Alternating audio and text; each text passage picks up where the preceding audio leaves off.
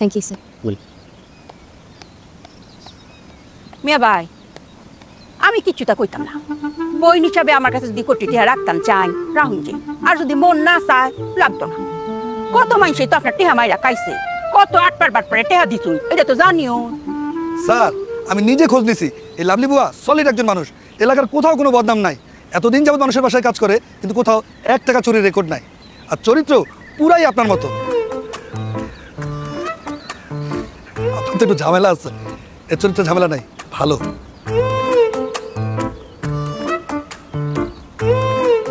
Sorry sir. এই আবু ভাই আপনি বলেন না। বাসু ভাই, আমি বলছিলাম কি, লাভলি আপা খুব ভালো রান্না করে, ঘর দুয়ারে খুব পরিষ্কার করে রাখে। আপনি তারা বিশ্বাস করে টাকাটা দিতে পারেন।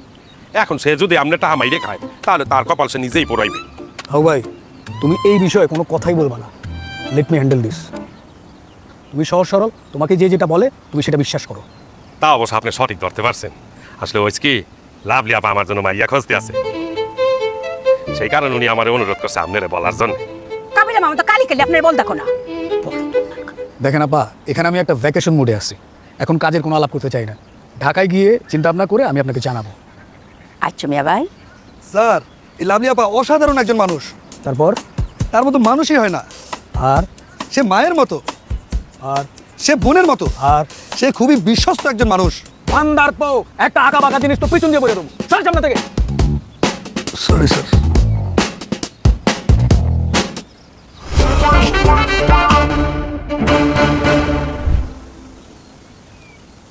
ভালো। জি স্যার। এখানে ভাই ব্রাদারদের সাথে এসে তো শুকিয়ে গেলাম।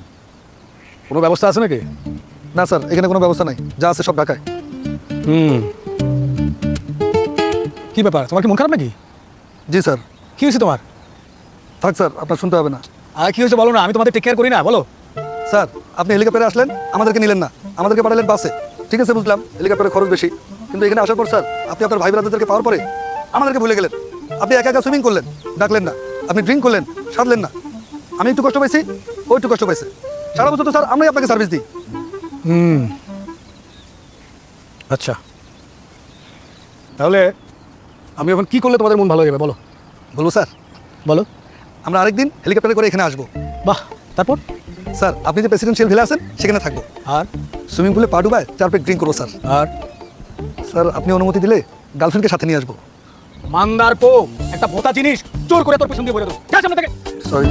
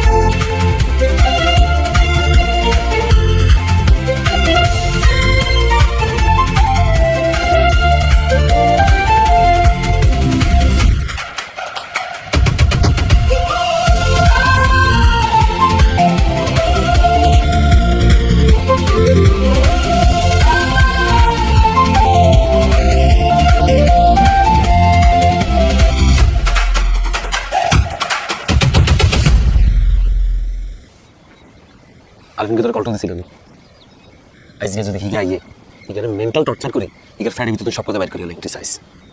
এত বছর পর দেখা হয়েছে, এখন একটা পার্সোনালটা কেন করবো? হিগার ভালো লাগি করুন। ওই নিজে থেকে শেয়ার না করতে চায়, কেন ওকে ফোর্স করবো? তুমি আমি সবাই খালি লাভ। আমার মনে হয় আরিফিন ভালোই আছে, তোরা শুধু শুধু মানুষ নিয়ে খারাপ চিন্তা করো। তোমার মতো বোধাই চোখে এরকমই মনে হয়। তুই খাটো করে কথা বলিস না তো। তুমি আমার ডাই জান এই পাশা ভাই সত্যি করে বলেছেন আরিফিনের দিকে তাকালে আমার কি মনে হয়? আমার কাছে মনে হয় আরিফিন ওর বউ রেগুলার গাড়ায়। আরে তোর ঝগড়া হয়, আমরা যেটা দেখছি ওটা অ্যাক্সিডেন্ট ছিল শিওর। আরে না বেটা, ধাঁস না হয় ওর বউ রেলো আমার সামনে আহে না বহে না, আমগুলোকে ঠিক মতো পরিচয় করে দেয় না, কেমন জানি ছাড়া ছাড়া বাদ। অনেকদিন হয়ে গেছে না, এখন আমাদের মধ্যে টাইস তৈরি হয়ে গেছে, এটা ব্রেক হলে সব ঠিক হয়ে যাবে। আরে শ্যামকু ভিতরে আবার কি রাইস রে? কাবিলা কই তোরা? এতে এখন কি আসো। আরে বন্ধু তুই একদম পারফেক্ট টাইমে চলে এসেছিস রে। তুই বিগগুলো তোর হলো জেলাস মেল কি একা জানিস? এবার আমি টাকাতে ডিসিশন নিছি বিয়ে করে আলি। ভালো তো পাশা ভাই কয় দেখছিস না আরিফিন রে পুরো আদর্শ একটা হাজবেন্ড, বউয়ের কথা উড়ে আর বইয়ে। আমি যদি কখনো বিয়ে করি আরিফিনের মতো হাজবেন্ড পাই। দেখছো সহমত পোষণ করছে। আরে দুষ্ট কয় আর তুমি দেখলে মনে হয় এগার বউ সারাদিন এগার আনজা করে বুঝতে থাকে এগুলো আর তুমি বললে হয়েছে। কাবিলা কি বলে জানো? আচ্ছা তাকে আটটা বলা দরকার নেই, just like বলি না। আচ্ছা তাকে বলা দরকার নেই। খবরটা বলছো তো? আমার নিয়ে মজা নিতেছিস তাই না? আমি তোদের অনেক বছর ধরে চিনি। তোরা কি ভাবতেছিস আমি খুব ভালো করে বুঝতেছি। পৃথিবীর সবার কাছে লুকাইতে পারলেও তোদের কাছে কোনো কিছু লুকাইতে পারবো না। আমি আসলে আমার ম্যারিড লাইফে হ্যাপি নেই। কইছিলাম না রেগুলার গাড়ায়। আচ্ছা ভাই, গাড়ালে তো ভালোই দিত, সলভ করতে পারতাম। আমাদের মেন্টাল ফাইট হয়। এ আরিফিন, তোর বউ অ্যাক্টিং অনেক সুন্দর আছে, তুই তার দ্বারা মাপসা। এই বোধাই একদম চুপ। এটা লগ আছে ডক্টর অফিস না। এরে বন্ধু তোর সমস্যা কি স্যারে বলছে? তুই কি একদমই হারুসা? না পাইলেও কোনো সমস্যা নেই। আমাকে বাচ্চু ভাইয়ের একই সমস্যা হয়েছিল, আমরা বেগুনে মিলি তার উপর আগুন মালামাইছি। কাবিলা, মানুষের লাইফে সেক্স ছাড়াও আর অনেক কিছু আছে। আর কি আছে? বিয়ে কর, বুঝতে পারবি। আমার 1 বছর রিলেশন, 2.5 বছরের ম্যারিড লাইফ, আমার লাইফটা টোটালি ফাকড আপ হয়ে গেছে। আব্বা আমার সেপারেশনের পরে ভাবছিলাম আমি কোনোদিন বিয়ে করবো না, কিন্তু মেহুর সাথে পরিচয় হওয়ার পর ভাবলাম লাইফে সেটেল হই, সংসার করি। এখন দেখতেছি আমার আব্বা আমার ম্যারিড লাইফের চেয়েও আমাদের ম্যারিড লাইফটা আরো বেশি টক্সিক। আচ্ছা কি প্রবলেম আমাদের সাথে শেয়ার করো, আমরা সবাই ডিসকাস করি, একটা সলিউশন আসতে পারি। আমরা অলরেডি ডিভোর্সড। এ আরিফিন, এই কাজ করো বুঝি? এরকম সুন্দরী বউ তুই খুঁজে পাবা? এতটা যদি গলাটি মারিয়ে থাকতাম রে। এটা বন্ধু তুই খুব করে ডিভোর্স ডিসিশনটা নিচ্ছে। ডিসিশন নেওয়া হয়ে গেছে। কোর্ট আমাদের 3 মাস সময় দিছে। মেহুর প্যারেন্টস বলছে আরেকবার ট্রাই করতে, অ্যাডজাস্ট করা যায় কিনা। সে কারণে এখানে করতে আসছে। তাহলে তুমি এখানে কি করতেছো? যাও, তাকে টাইম দাও। গত 2 দিন ধরে তুমি আমাদের সাথে করতেছো। হ্যাঁ তুই দেখি করবো চাপাইবো। আরে খারাপ কি বলছিস? দেখো অবস্থা। কাবিলা, দিস ইজ লাইফ। আমি তোদের সামনে ভালো থাকার অ্যাক্টিং করি। তোর অ্যাক্টিং অত ভালো হয় না। তোরা এখানে আসার পর প্রথমে আমাকে যে অবস্থায় দেখছিস ওইটাই আসলে আমার লাইফের রিয়েলিটি।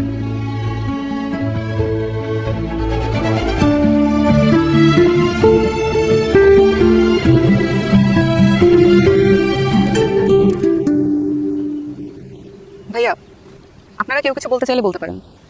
আমি আপনাদের সম্পর্কে জানি, আর আমি এটাও বুঝি আরিফিন হয়তো আমাদের রিলেশনের ব্যাপারটা আপনাদের সঙ্গে শেয়ার করেছে। গুড।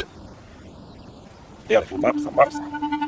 তোমার নিয়ে বলছি কথা বলতে না, চুপ করে থাকতে পারো না। আমি চুপ থাকতে পারবো না, আমি চলে যাবো। যাও ধরো ধরো, রুমে চাবি দিলাম, রুমে যাবো থাকো। যাও তো দাঁড়িয়ে দিছে। দেখো আপু, আপু তুমি করে বললাম শিওর ভাইয়া। তোমাদের 1 বছরের রিলেশন, 2.5 বছরের ম্যারিড লাইফ, এত বড় একটা ডিসিশন নেওয়ার আগে আরেকটু চিন্তা করা উচিত না? সেজন্যই এখানে আসা। That's very good. তাহলে আরো কিছুদিন থাকো, নিজেদের মধ্যে বোঝাপড়াটা বাড়াও, দেখো বেটার সলিউশন আসা যায় কিনা। আমার থাকতে কোনো প্রবলেম নাই। আমার মনে হয় আমরা এখানে যতদিনই থাকি না কেন কোনো লাভ হবে না।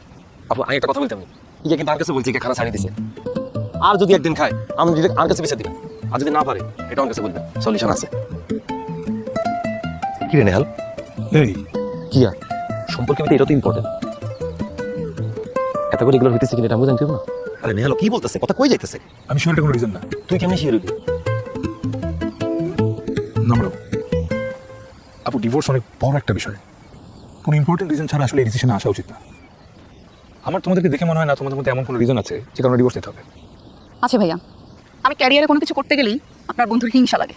তো হিংসা লাগবে না? তুমি ব্যবসা করো, চাকরি করো, আমার হিংসা লাগবে না। তুমি মডেলিং করবা, তুমি শাড়ি করবা, তোমার শাড়ির আঁচল একদম ধরে থাকবে, তুমি জায়গায় এভাবে মডেলিং করবা, তুমি পার্টিতে যাবা, তুমি মাস্তি করবা, দেখে আমার হিংসা লাগবে না? আপু একটা হলার এই কষ্টটা কিন্তু আমি বুঝি।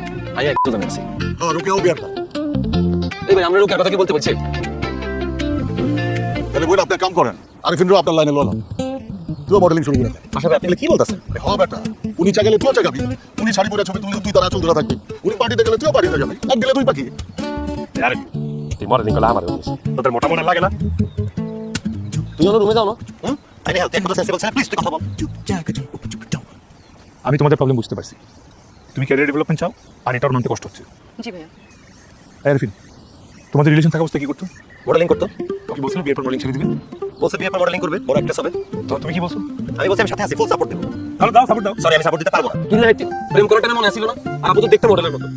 খাইবি না তোমার হেলে কিনে কি সমস্যা তো? আমার হিংসা লাগে। বুঝলেন ভাইয়া, এটা আমরা বন্ধুর অফিসের হিংসা। ছেলে মানুষ এমন হয়, মনটা সাথে ওটাতে পিটাই।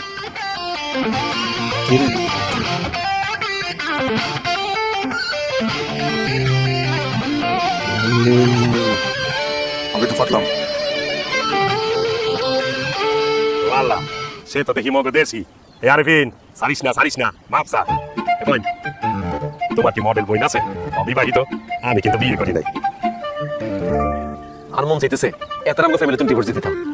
আরিফিনের মতো হলো এত কিনিক লইও এতে লোড লইতে হারানো, আর তুমি এতে মডেল বনে বিয়ে করবা কেন? হিংসা। এই হিংসার কারণে আমার রিলেশনশিপ নষ্ট হয়েছে। আমি মেহুকে ছেড়ে দিতে পারবো, কিন্তু হিংসা করা ছাড়তে পারবো না। আমি একটা সেন্সিবল ডিসিশন দিতে পারি। তুই তোর পরে ছাড়ি দি, হিংসা লোকে ঘুরতে থাক। পৃথিবীর সবচেয়ে বৈচিত্র্যময় মানুষের মন।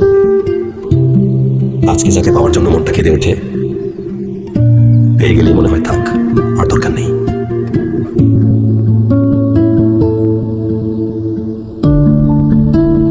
আচ্ছা, আমরা দ্বিধায় কেন ভুগি? মন যা চায় তা কেন করতে পারি না? মন, তুমি এত ভীতু কেন?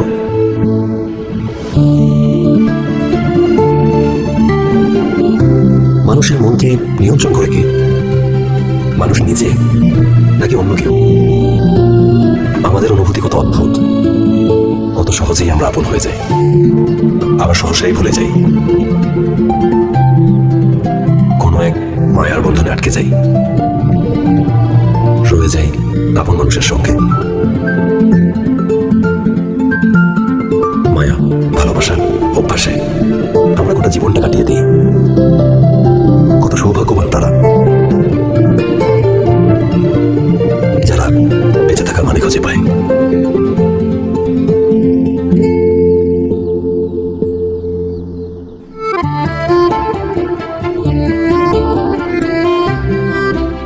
কিন্তু বাস্তবতা অনেক নিষ্ঠুর। আমাদের স্বপ্ন, আকাঙ্ক্ষা, মায়া সব শেষ করে দেয়।